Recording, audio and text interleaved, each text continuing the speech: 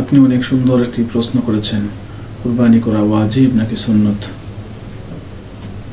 অর্থাৎ কুরবানি কি এটা ঐচ্ছিক বিষয় নাকি অনৈচ্ছিক বিষয়, কুরবানি করলে সওয়াব হবে, না করলে গুনাহ হবে না, এমন কোনো বিষয় কি না।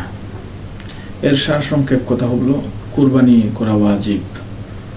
নেশাব পরিমাণ সম্পদ যার রয়েছে তার জন্য কুরবানি করা ওয়াজিব। রাসূল সাল্লাল্লাহু আলাইহি ওয়াসাল্লাম বলেন, মান ওয়াজাদা সাআতান লিআন ইউদহিয়া ফালাম ইউদহি ফালা ইয়াকরাবান্না মুসাল্লানা। হাদিসটি ইবনে মাজাহ সহ আরো অনেক কিতাবের মধ্যে রয়েছে।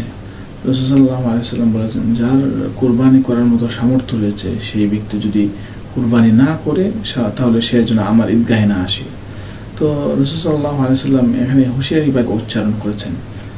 কোরআন এবং হাদিসের ভাষায় দেখা যায় যে এখানে কটু কথা আসে, সেগুলো হয়তোবা ফরজের ক্ষেত্রে ব্যবহার হয়ে থাকে অথবা ওয়াজিবের ক্ষেত্রে ব্যবহার হয়ে থাকে। সাধারণত সুন্নত বা মুস্তাহাবের ক্ষেত্রে এই ধরনের কোনো কথা ব্যবহার হয় না। সেজন্য বলা যায় কুরবানি করা এটা হলো ওয়াজিব। সেটাই সেই মতটি হানাফি মাযহাবের উলামায়ে কেরাম গ্রহণ করেছেন এবং বাংলাদেশে এই মাসআলাটি প্রচলিত রয়েছে। অনেক উলামায়ে কেরামের মতে কুরবানি করা এটি সুন্নতে মুআক্কাদা, অর্থাৎ ওয়াজিবের কাছাকাছি। সুন্নতে মুআক্কাদা হলো ওয়াজিবের কাছাকাছি কেউ যদি উযর ছাড়া সেটাকে ছেড়ে দেয় তাহলে এটা মাকরুহ হবে।